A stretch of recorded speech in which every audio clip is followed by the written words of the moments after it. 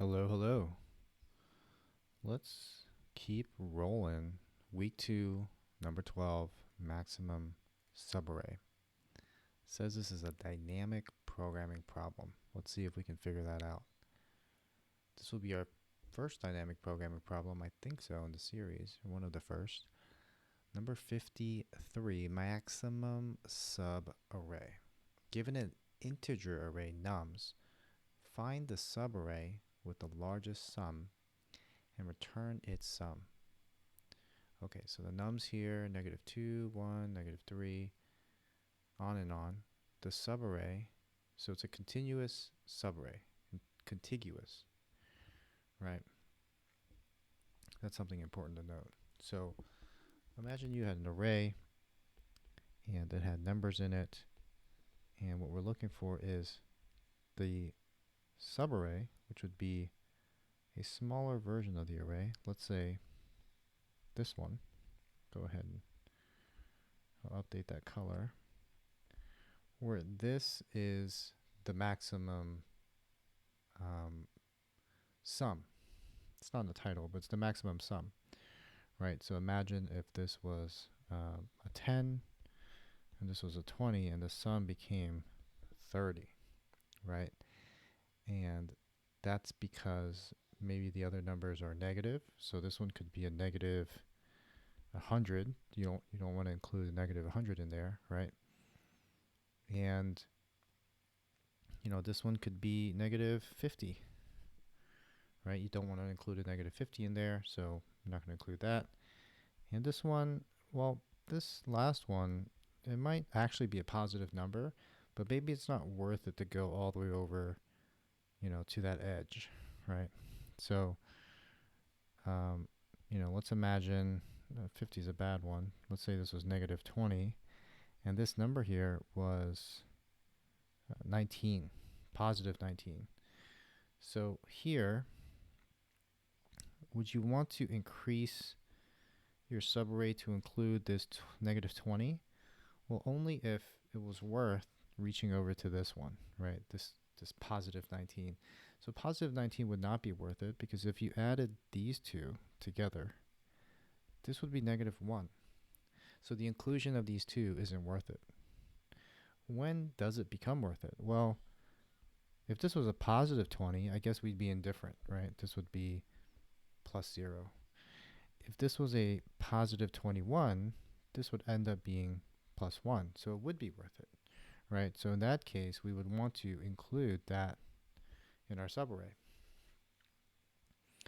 Now, how do we think about this? And I think some things that I would think about before even trying to solve it is, what is the dynamics of an array of numbers, positive and negative? Well, we saw one here. We saw that when you sum them, right here when we're summing the 30, that sum can be additive or negative, right? So here, if we include it, it would be negative. So let's use some coloring. So let's say this is green. This is green because it's positive, positive. This is negative. This is negative, and this is positive, right? When we take these two positives together, it actually produces a positive, right? Well, this negative is a negative.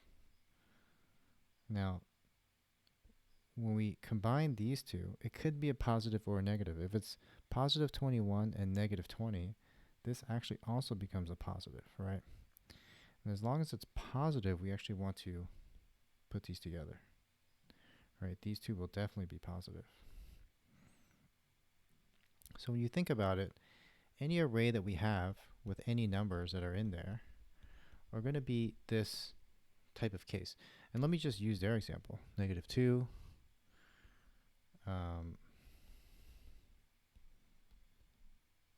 1, -3, 4, -1, 2, 1, -5, and -4. Okay, so go ahead and put some dots here, or I'll just put it where it belongs. These are positive numbers. These are negative numbers, right? And let's say we had to do an iteration. We had to iterate over these numbers. Well, first off, you should notice that I'm starting at a negative number. Is there any reason to continue bringing this negative number on? Should I continue including this negative number in my sum? Probably not, right? My sum is going to be -2 just right off the bat. Can it ever be worth it to include this left side number of -2? Probably not. It will probably never be worth it. So something to keep in mind. If I move on, this is a 1. Is 1 worth it? Possibly, right? So let's say I change my sum from -2 to 1. Great. Now I have a sum of 1. I move to a -3. That's bad. If I included that in my sum, -2, well, that's not good, right? Why is that not good? Because if I had these two numbers, it's actually a negative streak right here, right? -2. So I can probably just know that I'm starting from scratch, right? Go to the next number. My new sum is 4. This is good, right? Go to the next number. It's -1. It still might be worth keeping that 4, right? Go to the next number. Well, let me change this. It goes to 3. Go to the next number. It's +2. It goes to 5. You know, at this point, I know going from this to this, I've bypassed this negative number, and I'm on a green streak, right? If I move to 1, well, again, positive, awesome. My streak continues. Goes to -5. I don't know if this is worth it, but it still might be green. Goes to a 4. You know, 4 is not gonna, 3 minus 5 would be 1, 4 would be 5, right? So what was the largest sum that I saw? The largest sum I saw was right here, this 6, right? And, you know, this whole thing was green. So I'm actually seeing the pattern here, right? If I'm doing a sum and I get anything less than 0, there's actually no reason to, right? At least in this beginning part. However long this beginning part was, if it's less than 0, get rid of it. It's garbage. Get that out of here. I'll have my little computer guy put that into the garbage, right? Any negative sum, go ahead and put that in the garbage. It's not needed. So what we should be keeping track of is the maximum sum that we've seen, right? Because we never know going forward if, you know, this -5, sure, it was bad, but what if there was 100 over here, right? We didn't know that there was 100 here, but we get to the 100 and boom, now we're at 105. That's the sum. So we iterate through this list. Let's think about the code here.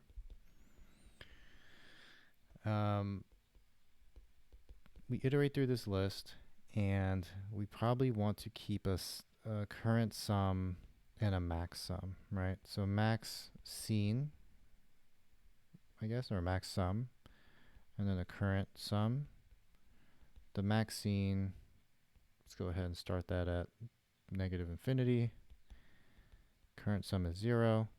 Current sum will add this n, this number that we're seeing, and we know that if the current sum is less than 0, then we just want to bail, right? And bail means, let's just start over.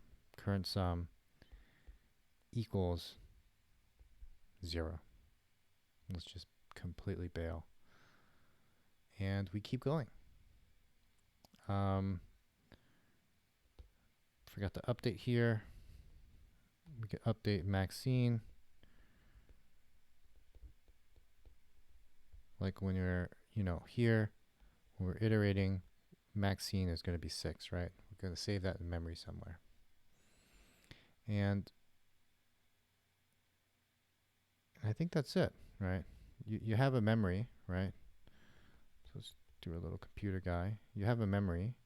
He's going to go ahead. He's going to put the 3 in there. And then it's going to get beat by the 5.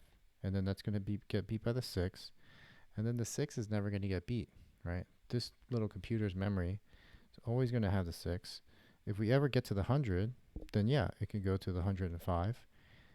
And, you know, at this point, if it ever becomes 0, right? If it ever becomes red, we bail.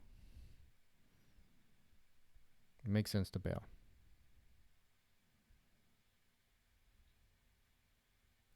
Anyway, that's the code.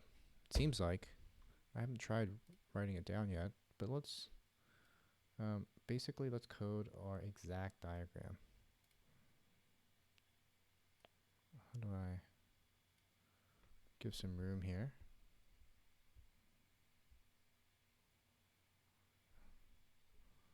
So we're gonna have a max scene or a max sum scene, right? And that's gonna be, I believe this is how you do it, float infinity.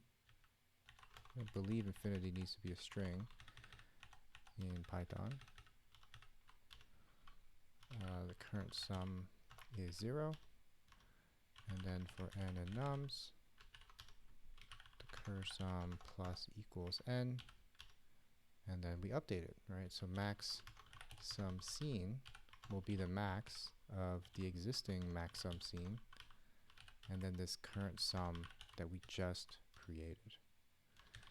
But what if the current sum is less than 0? Well, if it's 0 or it's less than 0, it actually doesn't provide that much value for us. So if it's less than 0, I guess if it's already 0, we don't have to do anything. But if it's less than 0, we're going to quote unquote bail, right? We're going to restart.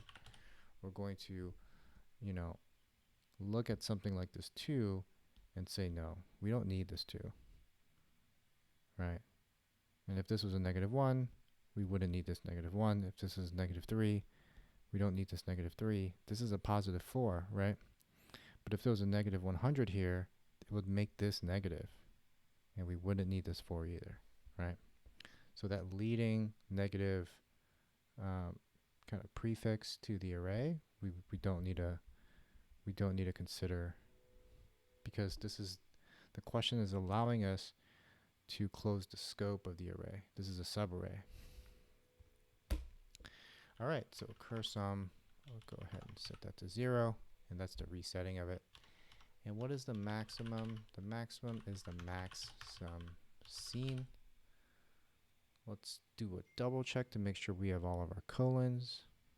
And I believe that would be legitimate Python. All right, so cases are accepted.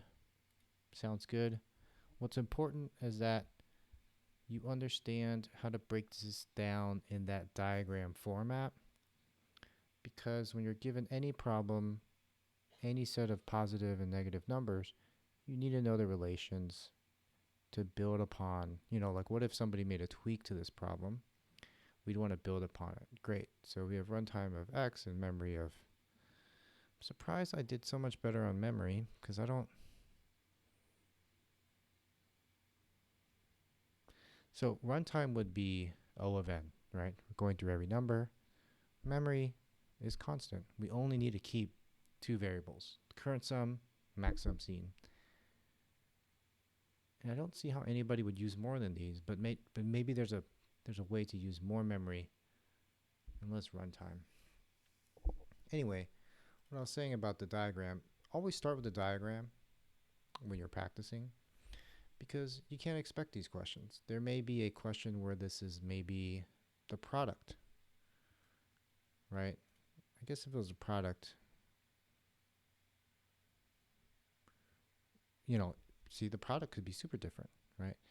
In that you could have a negative number all the way to the end, and the last one gives you, anyway, don't want to go on a tangent. This was great. Thanks a lot for coming. Please like and subscribe and leave a comment for any problem that you want to do that's not in this order, or if you want me to revisit it. I know I recorded some videos with the microphone off, so that's embarrassing. Congratulations, we all finished week 2. Let's move on to week 3, and I'll see you on the other side.